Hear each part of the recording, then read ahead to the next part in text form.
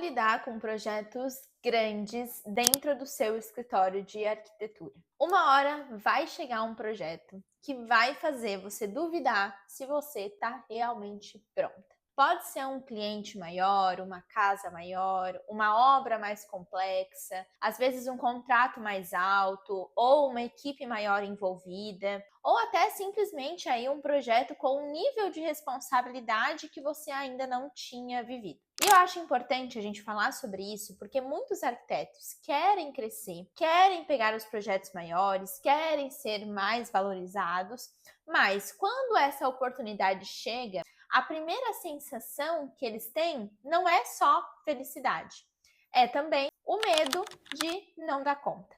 E esse medo, ele é super normal, porque quando você começa a lidar com projetos maiores, não muda só o tamanho do projeto, vai mudar a responsabilidade que você tem sobre ele, vai mudar a expectativa do seu cliente sobre esse projeto, vai mudar o número de decisões, a quantidade de pessoas envolvidas, o nível de organização que você vai precisar ter.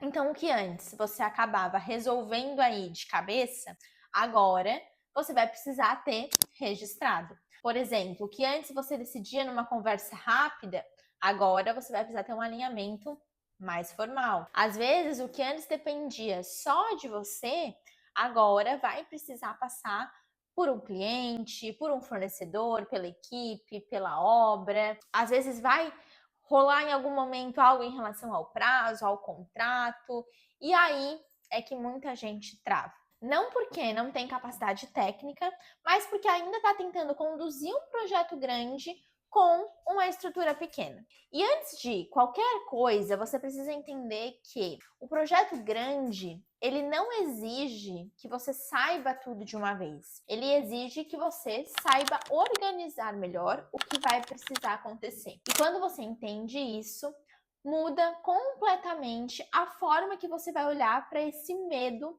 quando essa oportunidade chegar. Por quê? Você pode achar que você precisa ser outra pessoa para atender um cliente maior, mas na verdade você precisa criar um processo que sustente esse próximo nível do seu escritório. O primeiro erro que a gente vê dentro desses escritórios quando tem essas oportunidades é tentar compensar essa insegurança fingindo ali que está tudo sob controle. Então, por exemplo, você pega o projeto, fala sim para tudo, tenta mostrar que dá conta de tudo, aceita prazos apertados, responde rápido demais aquele cliente, se adapta o tempo inteiro ao que o cliente está pedindo. Só que no fundo, você acha que está passando mais segurança, mas está passando desespero.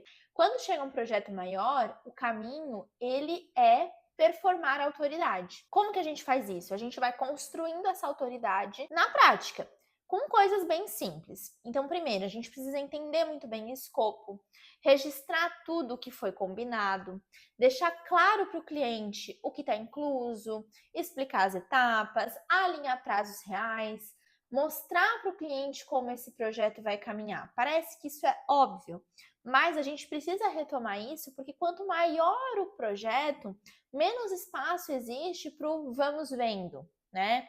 Ou daqui a pouco resolvemos, ou deixa isso para depois. Um projeto grande, ele pode também assustar. Por quê? Porque quando você olha ele inteiro, né, tem muita coisa a ser executada.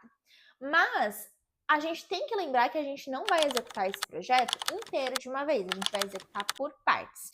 Então, em vez de quando você recebe essa oportunidade, você pensar, meu Deus, eu tenho uma casa enorme para resolver, a gente vai pensar em quebrar isso. Então, mostrar, né? E também entender e se planejar que primeiro vem o levantamento, depois o briefing, depois estudo de layout, depois conceito, apresentação, ajuste se tiver, executivo, compatibilização e depois a obra. Então, quando você quebra projetos em partes menores, ele deixa de ser uma coisa gigantesca, você consegue focar nessa sequência de decisões e isso vai te ajudar muito a realmente controlar o teu tempo dentro de cada etapa. Outro ponto importante é que projetos grandes, eles normalmente envolvem clientes com mais expectativas.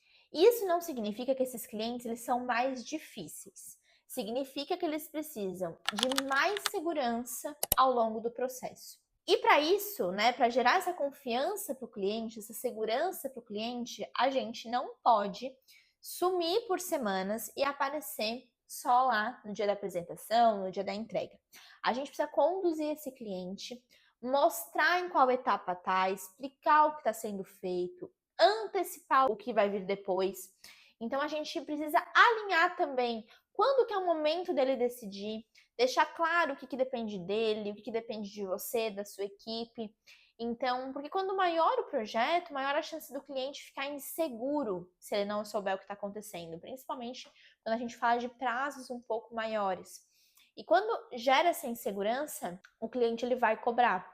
Ele vai às vezes gerar ali um retrabalho, um conflito. E aí, para isso também é importante que a gente tenha o registro de tudo. Eu sei que parece muito básico isso, de registrar as coisas, mas muita gente não faz. Então, o projeto, quando ele é grande, ele não pode depender da tua memória. Claro que o projeto pequeno, ele também não pode depender, mas o projeto grande, principalmente. O que a gente vai registrar? O que foi aprovado, o que foi alterado, o que o cliente pediu, né? O que ficou fora do escopo. Então, tudo, realmente tudo, é preciso ter um registro. Isso não é burocracia, isso vai o quê? Proteger o teu escritório, proteger o teu cliente, proteger também o teu projeto. E o registrar não é ali só no WhatsApp, é também usar as atas de reunião, relatórios. Por quê? Porque quando a gente tem projetos maiores, quando a gente decide algo muito pequeno, que às vezes a gente acha que é irrelevante, se não for registrado, ele pode gerar uma consequência grande depois. Então, por favor, façam isso, registrem tudo. E também pode acontecer desse projeto exigir que você envolva outras pessoas. Então, pode ser um projetista complementar, pode ser um engenheiro, enfim, alguém aí para ajudar na organização da obra, ou até mesmo internamente no seu escritório. E precisar de ajuda não significa que você não deu conta quando a gente fala disso internamente, né? Então é importante também a gente entender o quanto a gente consegue trazer para dentro do escritório e o quanto a gente precisa dessa ajuda, desse auxílio. Então, tem arquiteto que a gente visualiza que acaba perdendo a qualidade, se perdendo porque quer fazer tudo sozinho para provar que consegue.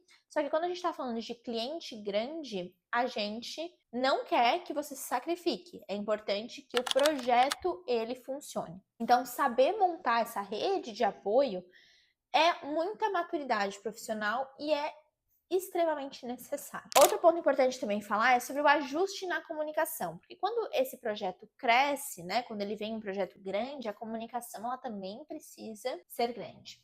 Isso não quer dizer que a gente vai começar a falar difícil. Na verdade, a gente vai começar a ser mais claro.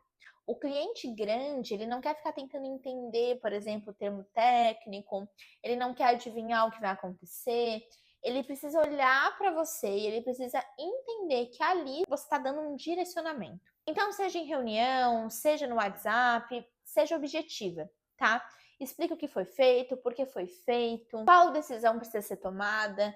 Não jogue 1000 opções sem critérios, então não deixe o cliente perdido nesse meio do processo. É importante também dar limites. Então, a tua comunicação precisa organizar a decisão do cliente e não abrir mais confusões. E também é importante falar, quando chegar essa oportunidade, não deixe de aceitar dentro do teu escritório por achar que você não vai conseguir. Às vezes a gente tem esse medo, né, de iniciar um projeto maior do que a gente viveu ou uma experiência diferente. E a gente quer, às vezes, se sentir pronto para aceitar um projeto maior. Mas, muitas vezes, você só vai se sentir pronto se você viver isso. Então, o que não pode acontecer é você usar isso de desculpa para não pegar esse projeto. Então, vai com medo mesmo, sabe? Você precisa sempre se preparar para o melhor. Então, a preparação vai ser o quê? Processo, contrato, cronograma, clareza de escopo, esses registros que eu falei, o apoio que tu pode ter, a comunicação muito assertiva e direcional. E é isso que vai começar a transformar esse teu medo, essa tua insegurança em uma condução. E depois que você fizer o primeiro, tenho certeza aí que você vai tirar de letra os próximos que vão entrar. Então, se você está diante de um projeto maior ou sente que esse próximo passo está chegando, não interpreta o medo como um sinal de que você não é capaz, talvez seja só um sinal de que seu escritório precisa acompanhar o tamanho dessa oportunidade que está chegando.